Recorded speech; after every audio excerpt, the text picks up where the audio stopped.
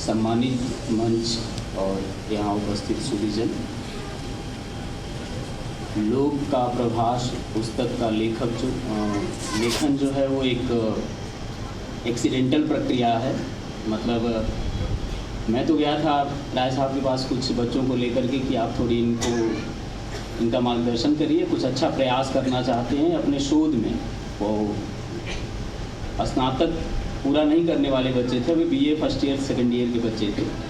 और राय साहब ने कहा कि प्रभास जी की जीवनी लिखनी है तो आप लोग उस पर सामग्री संकलित करिए। और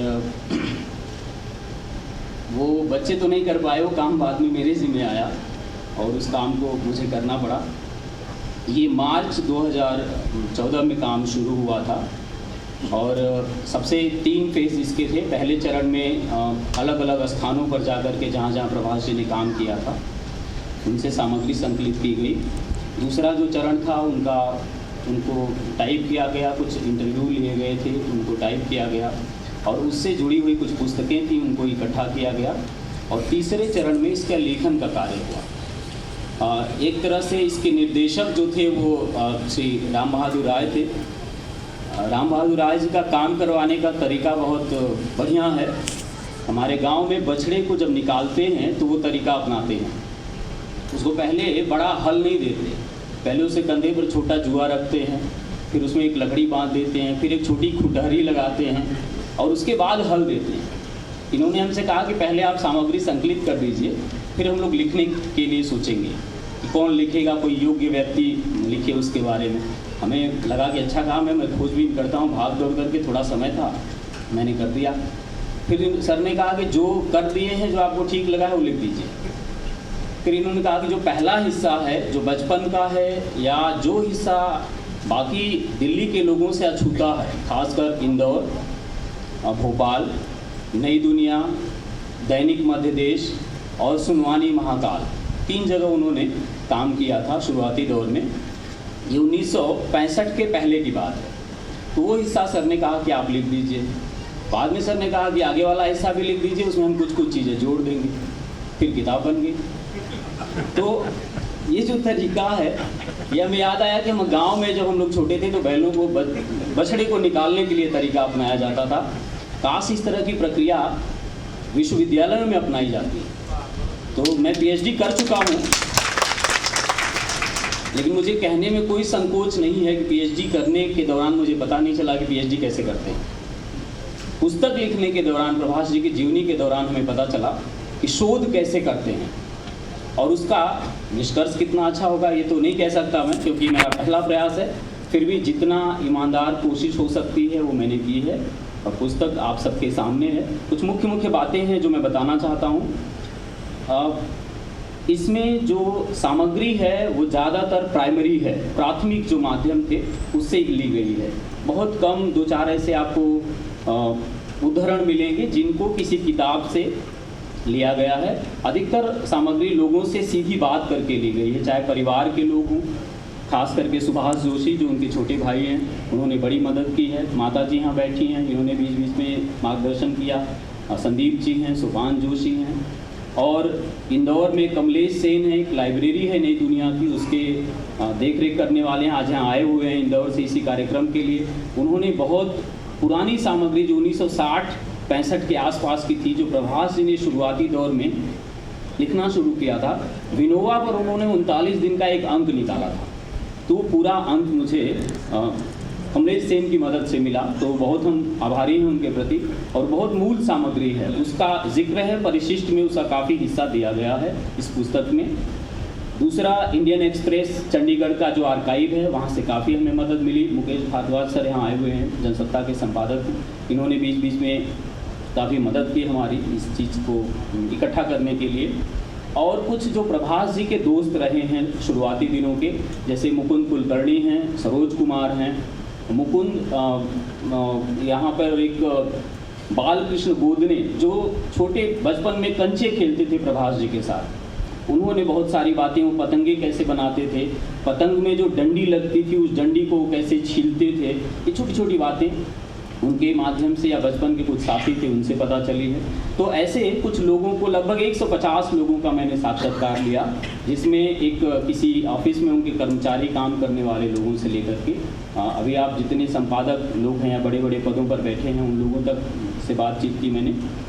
प्रभाष जोशी का शुरुआती जीवन बहुत संघर्षपूर्ण रहा है, बहुत अभाव का जीवन रहा है, लेकिन उस अभाव को उन्होंने ऊर्जा में कैसे तब्दील किया ये आपको इस जीवनी में देखने को मिलेगा।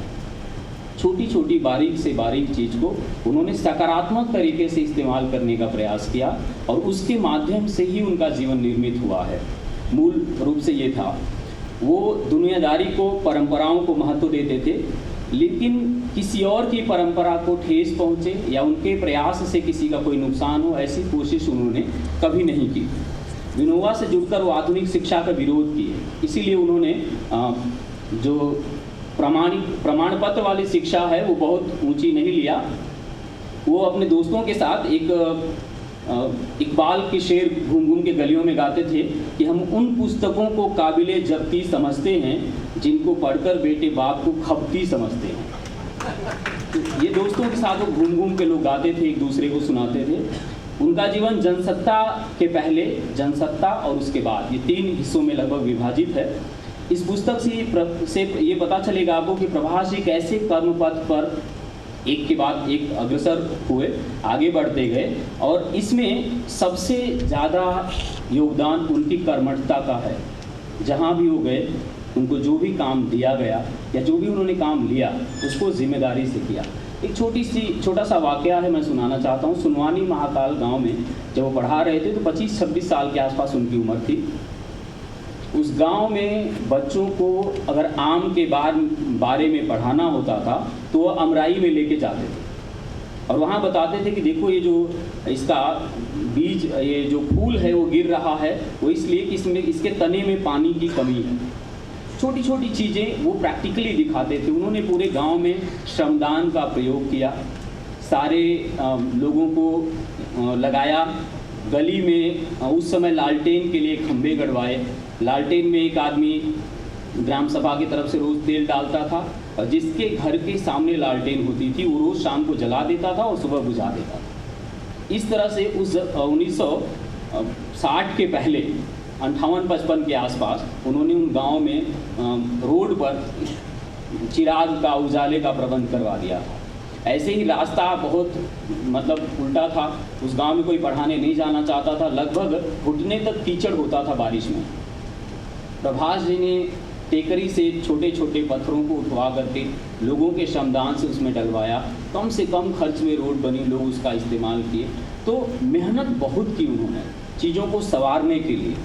उसमें स्वाध्याय करना, समय पर अपना काम करना, अपना आटा वो खुद ही पीसते थे, खुद ही रोटी बना के खाते थे, वो किसी से मदद नहीं लेते थे। बच्चों के साथ बहुत घुल मिल के रहते थे। जिन बच्चों ने पढ़ाई छोड़ दिया था उनके जाने के बाद थोड़ी सी भावनात्मक उनका लगाव था, वो भी आके दोबारा पढ़ने लगे। तो इस तरह की छोटी छोटी चीज़ों को उन्होंने अपनी मेहनत के बल पर साधने का प्रयास किया और यही देन है जो उनको जनसत्ता जब निकला तो जनसत्ता का कार्य उनके जीवन का चरमोत्कर्ष है। उसके ऊपर वो कहाँ जा सकते हैं ये तो कहना मुश्किल है, लेकिन बार बार राय साहब मुझे कहते थे कि वो जो है एक ऋषि पुरुष थे। तो जो ऋषित्व है उन्होंने प्राप्त किया जनसत्ता या उसके आसपास पहुँचकर। गांधी और विनोबा के विचारों को उन्होंने आत्मसात किया, उसे व्यवहारिक जीवन में उतारने के लिए जितने भी प्रयास हो सकते हैं वो बीच बीच में करते रहे। वो अपनी दिल्ली में आए तो साहित्य रचना के लिए आए थे और अपनी खिल्ली यह कहकर उड़ाते थे कि निकले थे हरिभजन को ओटल लगे कपास। लेकिन उस दौर को अगर देखा जाए तो प्रभाष जोशी ने जो किया वो किसी हरिभजन से कम नहीं था। उसमें एक आवाज़ ऐसी उन्होंने बुलंद की, चाहे वो रचना को लेकर के हो, चाहे वो सामाजिक आंदोलनों को लेकर के हो या किसी समस्याओं को लेकर के हो। वो बहुत भावुक थे। जैसा कि सबसे बात करके परिवार से लेके बाहर तक जिन जिन लोगों से मैंने बात किया, सबसे ज़्यादा जितना पता चला उसमें वो बहुत ज़्यादा भावुक थे।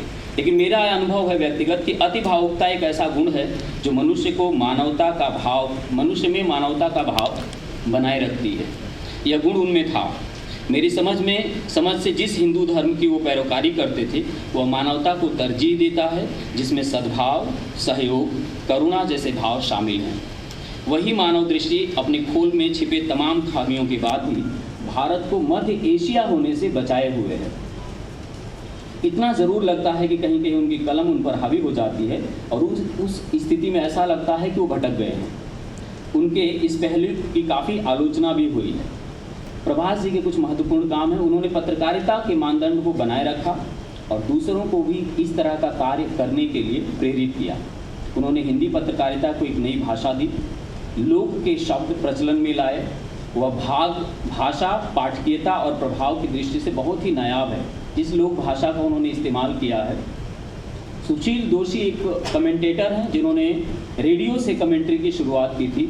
उन्होंने कहा कि जब कोई क्रिकेटर स्वीप शॉट मारता है, जिसको अंग्रेजी में कहते हैं, तो कहते हैं कि हम क्यों नहीं अपनी भाषा में कह सकते हैं चपत लगाना। और ये बहुत ज़्यादा लोकप्रिय रहा और बाद में बहुत सारे कमेंटेटर ने उसका प्रयोग किया। तो ऐसे ऐसे लोग थे जिन्होंने उनके बोलने से, उनके लिखने से शब्दों को सीखा और उसका खुद भी प्रयोग करना शुरू किया।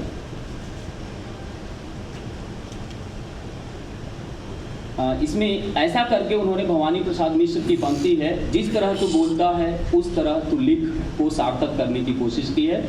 खेती, किसानी, राजनीति, खेल, बाजार, व्यापार आदि सभी विषयों पर उनकी सार्थक पहल रही है। अपनी लेखनी से जितनी भी उन्होंने चीज़ें लिखी है वो ज़्यादा कारगर देखने को मिलती है। वे कई ऐसे आंदोलनों, अभियानों के प्रेरणा स्रोत रहे हैं जिनकी सफलता ने देश की दिशा बदल दी। सूचना का अधिकार उसका एक बड़ा उदाहरण है।